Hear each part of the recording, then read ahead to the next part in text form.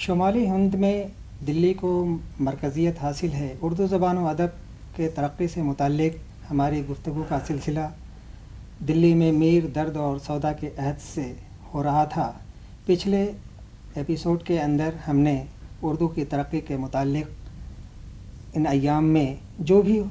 شاعری یا زبان و ادب سے متعلق جو ڈیولپمنٹ ہوا اس سے متعلق ہماری گفتگو کا سلسلہ چل رہا تھا۔ آج ہم غالب کے عہد اور دلی میں اس وقت اردو جن صورتوں سے پروان چڑھی اس کے اوپر ہم گفتگو کریں گے۔ ہمارے بیچ ڈاکٹر عزیز اندوری صاحب ہیں جو غالب کے عہد کے اوپر تفصیل سے گفتگو ڈالیں گے۔ اس میں مختلف سوالات ہوں گے اور ان کے جوابات ہمارے سامنے آئیں گے جس سے مستفید ہو سکتے ہیں ہم۔ بات ہماری جو چل رہی ہے کہ 1857 جو ہماری سیاسی اور ادبی اور سماجی تبدیلی کا ہندوستان میں ایک بہت بڑا عہد ہے، اور دو اسکول ہمارے سامنے آتے ہیں۔ کلکتے کے اندر فورٹ ولیم کالج سیاسی کے اعتبار سے وہاں پر جو ایسٹ انڈیا کمپنی جو تھی حکومت چلانے کے لیے ایک ادارہ قائم کی، وہیں پر دلی میں دلی کالج جو تھا ہماری فکری تبدیلیوں کا ایک ادارہ تھا۔ دونوں اداروں کے تحت جو ہمارے یہاں تبدیلی پیدا ہو رہی تھی سیاسی اعتبار سے یا سماجی اعتبار سے، اس کے براہ راست اثرات ہمارے شعراء ادبا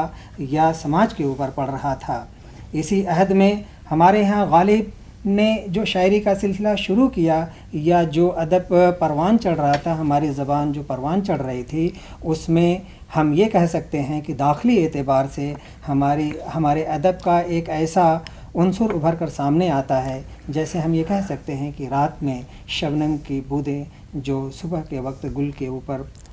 دکھائی دیتی ہیں اور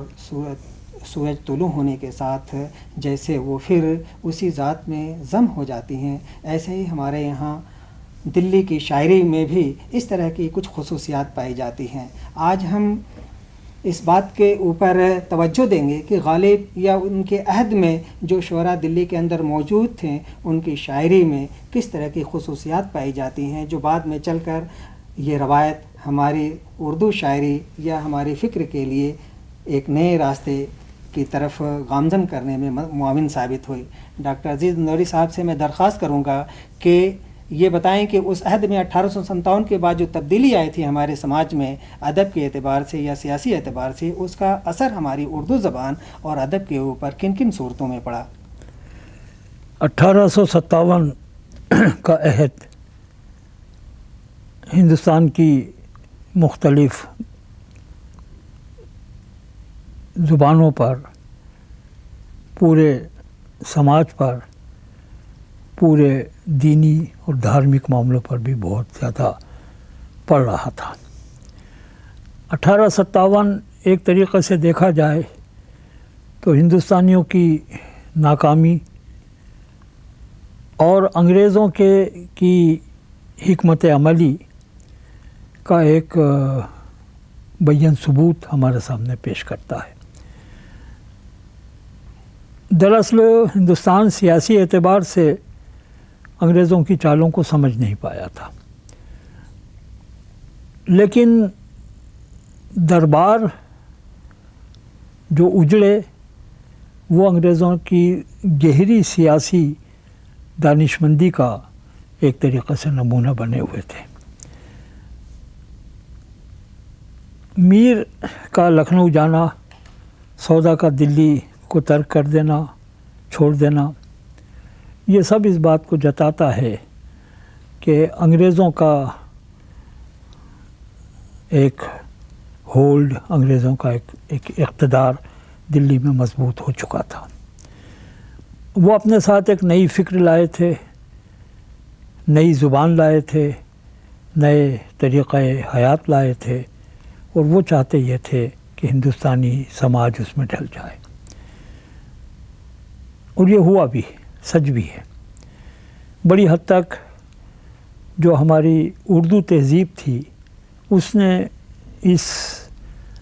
بات کو محسوس کر لیا تھا، پوری طرح محسوس کیا تھا کہ اب ہمیں اپنے آپ کو تبدیل کرنا پڑے گا۔ جہاں تک غزل کا سوال ہے، اس عہد کی مومن ہوں یا غالب ہوں یا بہادر شاہ ظفر ہوں یہ سارے کے سارے چونکہ ایک خاص زبان کی تہذیب اور شاعری کی ایک تہذیب سے وابستہ تھے، جڑے ہوئے تھے، اور وہ اتنی آسانی سے اس کو چھوڑنا بھی پسند نہیں کرتے تھے۔ جہاں تک غالب کی بات ہے، غالب پر تو ظاہر ہے کہ فارسی کا قطعاً غلبہ تھا۔ فارسی زبان، فارسی شاعری کو وہ بالکل اوڑھنے بچھونے کی طرح استعمال کرتے تھے، اور بلکہ وہ اس پر فخر بھی کرتے تھے کہ انہیں اردو کے مقابلے میں فارسی کا شاعر گردانا جائے، مانا جائے۔ انہی کے بالکل ہم عصر محمد ابراہیم ذوق یا مومن خاں مومن، انہیں اگر ہم دیکھیں تو ان کے یہاں فکر میں وہ شدت نہیں پیدا ہو پائی جو غالب کے یہاں تھی، وہ تیزی پیدا نہیں ہو پائی۔ غالب کا مطالعہ فارسی زبان، فارسی شاعری، فارسی ادب کا بہت گہرا تھا۔ میں یہ نہیں کہتا کہ یہ دونوں بھی فارسی سے واقف نہیں تھے، لیکن غالب کی دلچسپی جس قدر تھی وہ ساری کی ساری فارسی شاعری کے ارد گرد ہی گھوم رہی تھی۔ اب سوال یہ اٹھتا ہے کہ غالب نے فارسی شاعری کی کہ آہنگ کو ہندوستانی فکر میں جب ڈھالا تو وہ اس کے کامیاب ترین اردو کے نمائندہ شاعر ہو گئے۔ لیکن غالب کو تو یہ فکر تھا کہ ہمیں ہماری شاعری دیکھنا ہو تو فارسی شاعری دیکھیں۔ نہیں، میں وہی تو عرض کر چکا ہوں کہ بھائی غالب نے تو فارسی کو اوڑھنا بچھونا بنا لیا تھا، اور بلکہ وہ تو اکثر ان کے خطوط سے بھی ظاہر ہوتا ہے کہ وہ اس کو بہت زیادہ پسند بھی نہیں کرتے تھے کہ ریختہ کا ان کو شاعر کہا جائے، ریختہ نے اردو کا شاعر کہا جائے۔ اب بات کی جو غزلیں ابن مریم ہوا کرے، کوئی میرے دکھ کی دوا کرے، کوئی وغیرہ وغیرہ، اس قسم کی جو غزلیں ان کی ہیں، تو وہ بھی گویا مشکل وگرنہ گویا مشکل والا معاملہ تھا کہ کیا کہوں اور کیا نہیں کہوں، اور غالب کو لوگوں نے اس بات پر مجبور بھی کیا تھا کہ آپ آسان زبان میں اور فکر کی اتنی گہرائی مت لائیے کہ وہ عام لوگوں کے سمجھ سے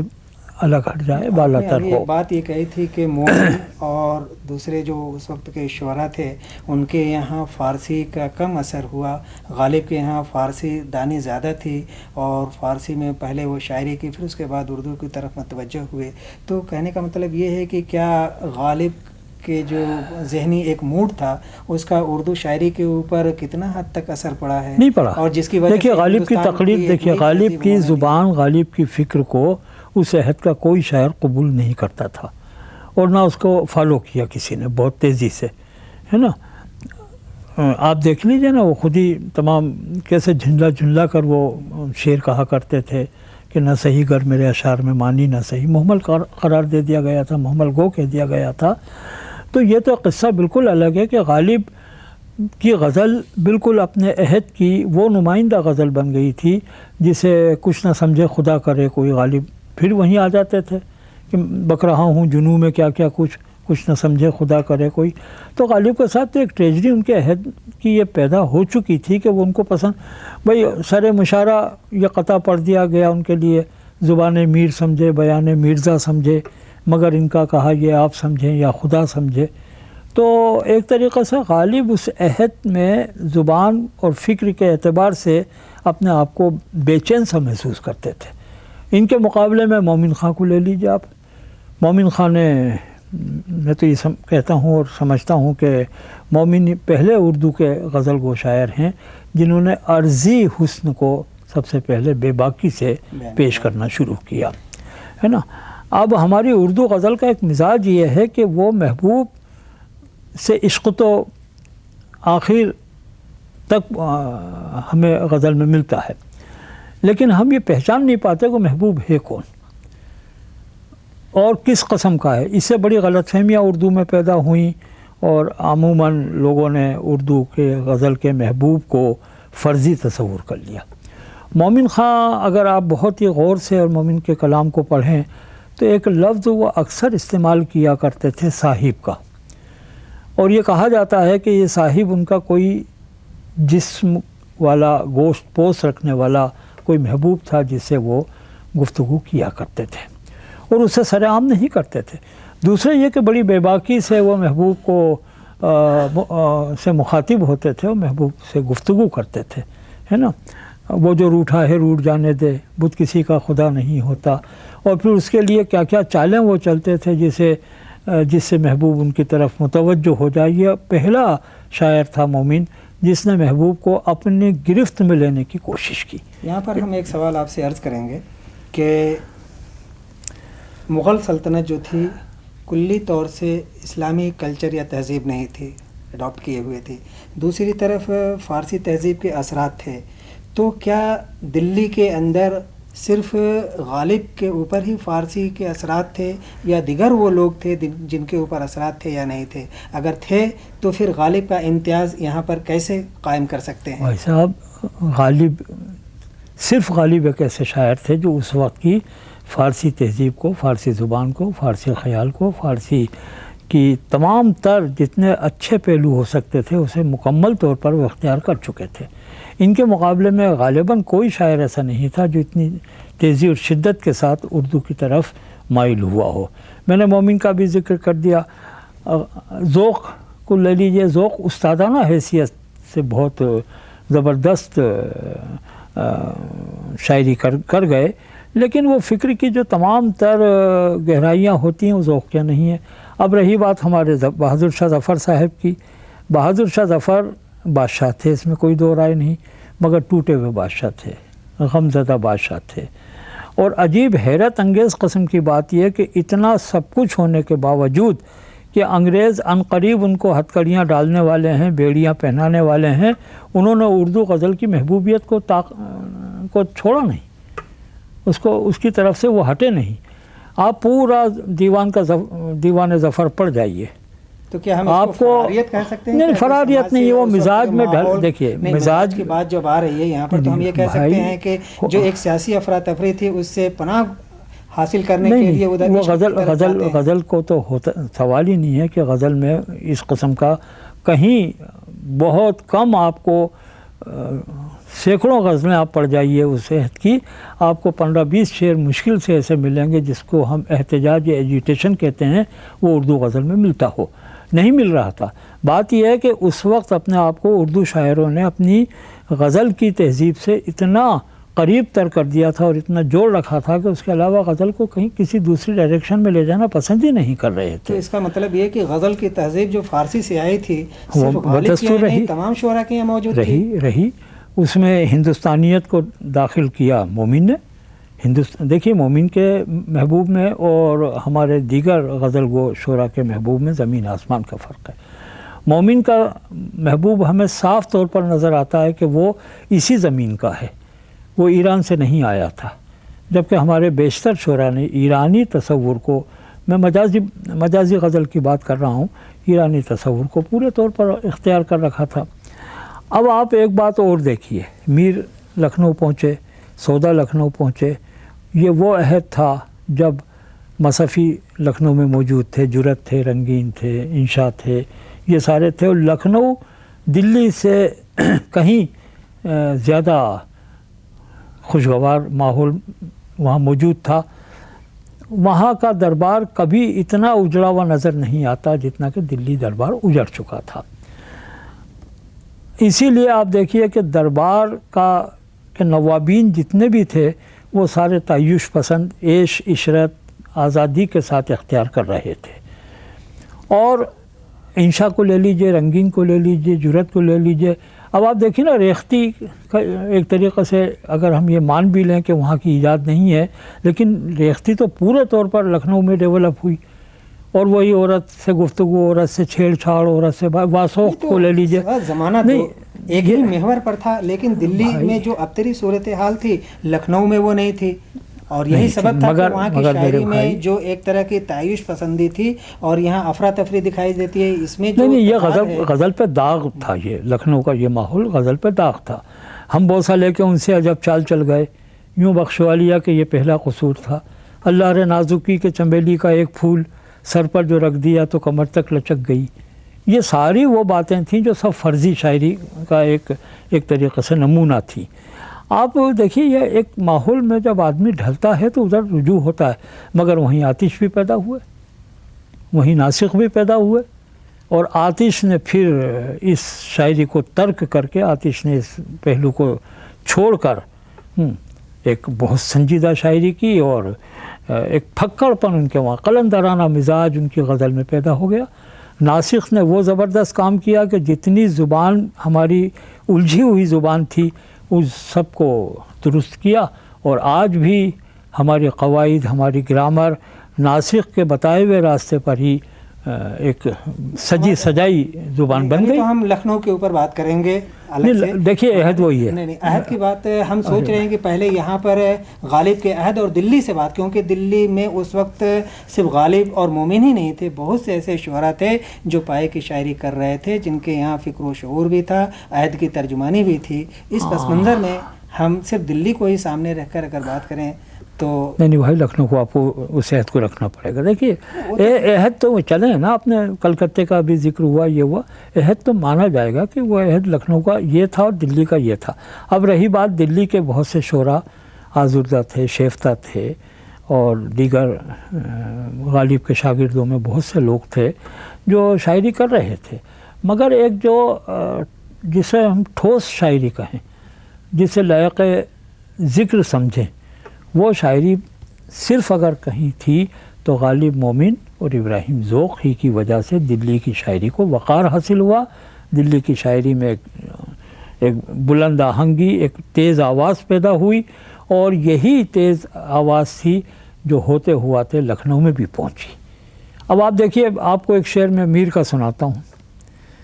میر لکھنؤ پہنچ گئے، دربار میں ہم نے اس سے پہلے گفتگو کی کہ دربار کے شاعر ہی نہیں تھے، جاتے ہی نہیں تھے دربار میں، مگر گئے، اور وہاں کے عمرہ تو نہیں بلکہ وہاں کے نوابین سے ایک رابطہ بھی ان کا پیدا ہوا۔ ایک شعر ان کے ہاں ملتا ہے کہ لکھنؤ دلی سے بھی بہتر ہے۔ یہ میر کہہ رہا، دیکھیے، لکھنؤ دلی سے بھی بہتر ہے کہ کسی دل کی لاگ ادھر ہے۔ وہاں دل، میر تو اجڑے ہوئے دل کا آدمی تھا، مگر وہاں لاگ، لگاؤ، تعلق، کون سی ایسی بات تھی جو میر کو لکھنؤ میں اتنے دنوں تک ٹکائے رکھا، حتیٰ کہ ان کا انتقال بھی وہیں ہوا، وہ دلی دوبارہ نہیں آئے۔ یہ سارے اثرات دیکھیے، یہ سارے اثرات بھائی صاحب، یہ سارے اثرات وہ تھے میر کے جو آتش کو پیدا کر گئے۔ یہ میر کے ہی اثرات تھے دلی پہنچنے کے بعد، سودا کی زبان اور میر کے یہ کہ فکر، اس نے ناسک کو پیدا کیا۔ ورنہ آپ دیکھ لیجیے، مصحفی کو چھوڑ کر، مصحفی بھی لکھنؤ کے نہیں تھے، وہ بھی امروہہ سے گئے تھے لکھنؤ،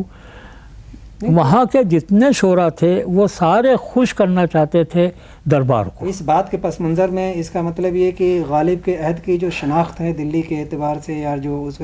آتش اور ناسخ کا جو وہی پیریڈ ہے، وہاں کی شاعری کے کچھ اور رنگ ہیں۔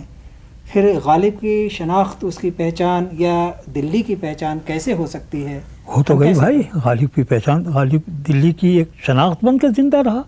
ہمارے ادب میں دلی کو کی شاعری کو ایک اتنا اونچائی تک پہنچایا اس نے کہ آج یورپ کا آپ کا جو کرٹک ہے وہ غالب کو پہچاننے لگا، وہ گیٹے سے اس کو کمپیئر کر رہا ہے۔ اس کی جب ترجمے ہوئے غالب کے تمام شاعری کے، تو پورے یورپ میں غالب بڑا شاعر کی حیثیت سے اس کو بلند مقام ملا۔ یہی تو دلی تھی جس نے غالب کو وہاں سے، غالب باہر بھی گئے، باندہ بھی پہنچے، کلکتہ بھی گئے، بنارس بھی گئے، لکھنؤ میں بھی رہے، بندیل کھنڈ کی طرف رجوع ہوئے۔ غالب کے اثرات ان جگہوں پر کیوں نہیں ہوئے؟ اس لیے نہیں ہوئے کہ غالب اتنا لوگوں کے ہاتھوں سے اتنا اونچا شاعر تھا کہ لوگ اس کو، ظاہر ہے کہ اس کو یا تو سمجھ نہیں پا رہے تھے، یا اس کو، اس کی تقلید اس کو فالو کرنا نہیں چاہتے تھے۔ لوگوں کا خیال ہے یا اعتراض بھی اس کو سمجھ لیں کہ کہتے ہیں کہ غالب کے یہاں کوئی زندگی کا مربوط فلسفہ نہیں ہے، لیکن اس کے باوجود بھی غالب کے یہاں ایک عظیم شاعری پائی جاتی ہے۔ بہت زیادہ۔ سبب کیا ہے؟ بھائی سبب یہ ہے کہ دیکھیے، ہر آدمی کی زندگی کے دو رخ ہوتے ہیں، ایک اس کی نجی زندگی ہوتی ہے، ایک اس کی فکر کی زندگی ہوتی ہے۔ غالب کی نجی زندگی پہ اگر ہم بات کریں گے تو غالب ہمیں بہت بڑی شخصیت کا مالک نہیں ملتا ہے نا۔ کئی جگہ ان کے وہاں غلطیاں ہیں، کئی جگہ ان کے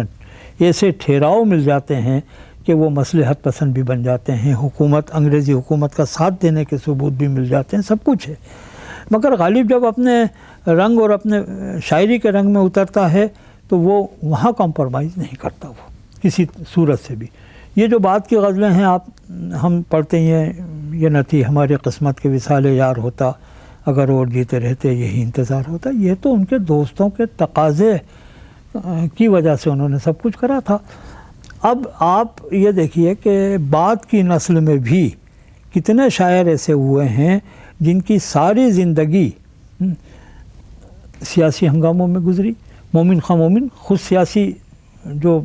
انگریزوں کے خلاف جو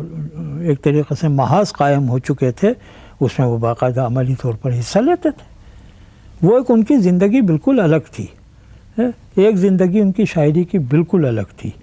تو اس طرح سے ہم کہہ سکتے ہیں کہ 1857 کے بعد اور ہندوستان میں ہندوستانی سماج کی ناکامی کے بعد بہت جلد اردو والوں کو محسوس ہو گیا تھا کہ اب وہ شاعری ہی ہمیشہ زندہ رہے گی جس میں سچائیاں ہوں گی، جس میں اپنے دل کی گہرائیوں کے ساتھ جس میں بات چیت کی گئی ہوگی، اور وہ بات چیت غالب کے اس حد تک آ کے رک جاتی ہے. اب آپ بعد میں دیکھ لیجیے گا، ہم جب اگلی گفتگو کریں گے تو حال ہی اور حال ہی کے بعد کی جو نسل ہمارے سامنے کلاسیکل غزل کی